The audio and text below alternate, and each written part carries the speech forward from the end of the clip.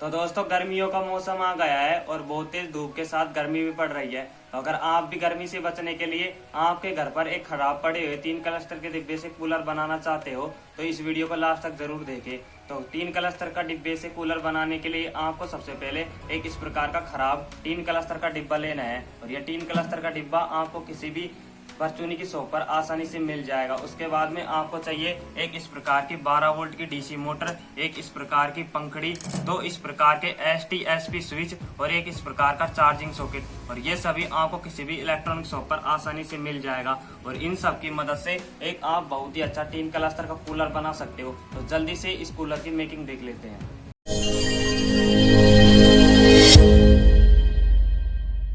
Cooler बनाने के लिए आपको सबसे पहले इस प्रकार का एक खराब 3 क्लस्टर का डिब्बा लेना है और उसे कुछ इस प्रकार से रखकर एक प्रकार और पेंसिल की सहायता से एक इसके ऊपर गोल निशान लगा लेना है।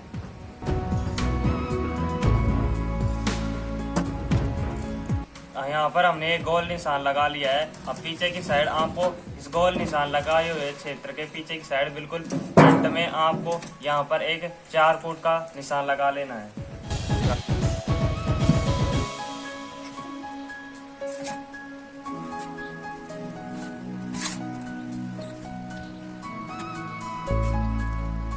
अब इस निशान लगाए हुए भाग को और जो हमने आगे गोल निशान लगा हुआ है इन दोनों भागों को ग्राइंडर की सहायता से काट कर अलग कर देना है, क्योंकि यहाँ पर तो हम पंखड़ी के लिए बाहर हवा जाने के लिए एक जाली लगाने वाले हैं और पीछे की साइड हम यहाँ पर ठंडी हवा देने के लिए पीछे की साइड पानी की मोटर के लिए जाली लगाने वाले हैं।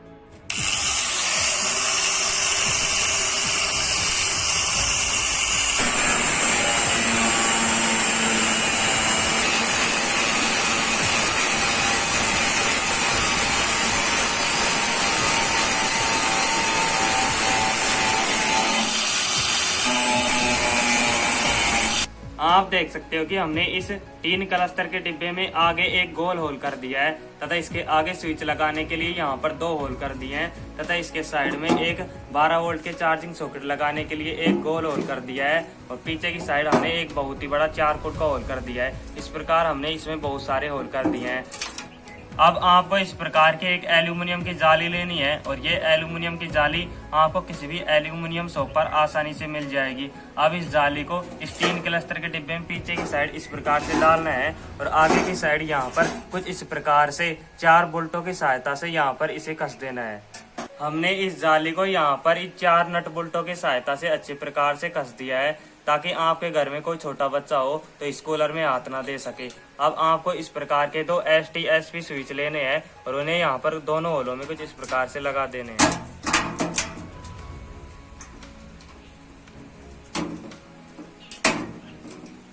अब आपको एक इस प्रकार का 12 वोल्ट का चार्जिंग सॉकेट लेना है और उसे इस साइड में बने होल में कुछ इस प्रकार से लगा देना है।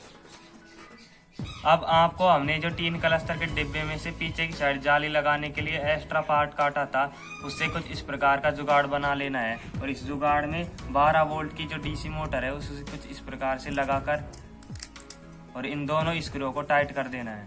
अब आपको इस प्रकार की एक 12 वोल्ट की पंखड़ी लेनी है और इस पंखड़ी को इस 12 वोल्ट की मोटर के आगे कुछ इस प्रकार से लगाकर यहाँ पर जो स्क्रू है उसको टाइट कर देना है। अब इस मोटर को इस 3 क्लस्टर के डिब्बे के अंदर कुछ इस प्रकार से डालकर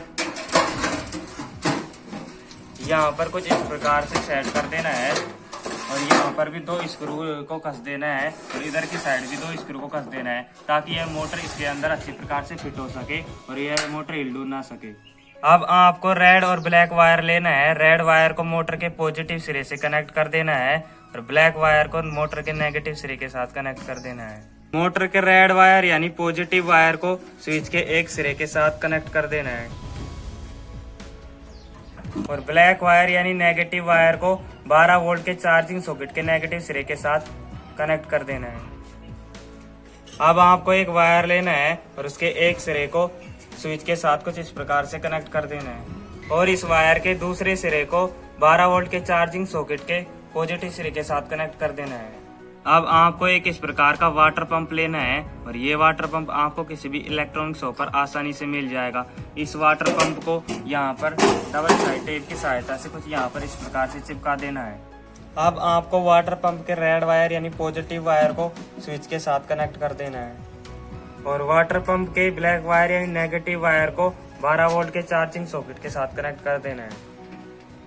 अब आपको एक रेड वायर लेना है और उसके एक सिरे को पंप वाले स्विच से कनेक्ट कर देना है और इसके दूसरे सिरे को चार्जिंग सॉकेट के पॉजिटिव सिरे के साथ कनेक्ट कर देना है। आप देख सकते हो कि हमारे इस कूलर के सभी कनेक्शन पूरे हो गए हैं। हमने इस 12 वोल्ट की डीसी मोटर के रेड वायर को स्विच से कनेक्ट करके डायरेक्ट 12 वोल्ट के चार्जिंग सॉकेट से कनेक्ट कर दिया और ब्लैक वायर को डायरेक्ट इस मोटर से कनेक्ट करके डायरेक्ट 12 वोल्ट के चार्जिंग सॉकेट के नेगेटिव सिरे से कनेक्ट कर दिया। इसी प्रकार हमने इस पंप के रेड वायर को स्विच से कनेक्ट करके इस चार्जिंग सॉकेट से कनेक्ट कर दिया और ब्लैक वायर को डायरेक्ट ही चार्जिंग सॉकेट के साथ कनेक्ट कर दिया। इस प्रकार से हमारे सभी कनेक्शन पूरे हो गए। अब आपको वाटर पंप के आगे एक नली लगाकर उसके मुंह को आगे से बंद कर देना है और इस नली पे जगह जगह पर छेद करके यहाँ पर डबल साइड टेप की सहायता से इस प्रकार से चिपका देना है। तो बहुत ही ज्यादा मेहनत के बाद ये हमारा कूलर बनकर तैयार हो गया है और यह कूलर दिखने में भी काफी अच्छा लग रहा है। और आप लोगों को पता है कि इस कूलर को हमने एक खराब पड़े हुए टीन क्लस्टर के डिब्बे से बनाया है और इस कूलर के आगे हमने 2 स्विच लगाए हैं। ये वाला स्विच इसके अंदर लगे हुए फैन को ऑन और ऑफ करने के लिए काम में आता है और ये वाला स्विच इस कूलर के अंदर लगी हुई पानी की मोटर को ऑन ऑफ करने के लिए काम में आता है। और इसके आगे हमने एक जाली लगाई है ताकि आपके घर में कोई छोटा बच्चा हो तो इस कूलर में हाथ न दे सके। और इस साइड हमने पावर सप्लाई के लिए 12 वोल्ट का चार्जिंग सॉकेट लगाया है और इस साइड हमने पीछे की साइड हमने एक जाली लगाई है ताकि जब मोटर का पानी इस जाली पे जाए तो आपको काफी ठंडी हवा मिल सके। इस प्रकार से यह कूलर दिखने में जितना अच्छा है उतना अच्छा वर्क भी करता है। तो आप लोगों ने इस कूलर की खासियत तो देख ली और आप लोगों ने देख लिया कि यह कूलर कितना अच्छा है। तो चलो अब इस कूलर की टेस्टिंग भी देख लेते हैं। अब आपको एक इस प्रकार का पाइप लेना है और इसके ऊपर बने हुए होल में कुछ इस प्रकार से डाल देना है। अब इस पाइप द्वारा इस कूलर के अंदर पानी डालते हैं।